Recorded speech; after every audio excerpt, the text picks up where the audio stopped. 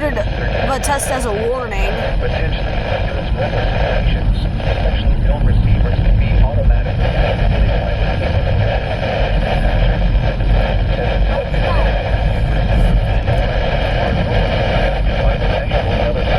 Wednesday between 10 a.m. and noon, and between 6 and 8 p.m.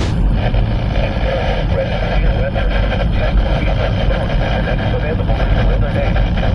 Reception and broadcast, especially warning on storm. Variation or notice of the from the transmitter can occur even if you are using the working order.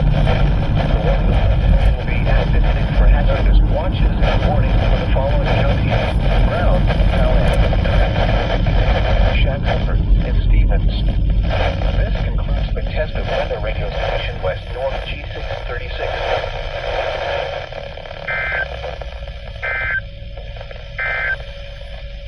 The current time is 6:55 p.m. Central Standard Time. There we go.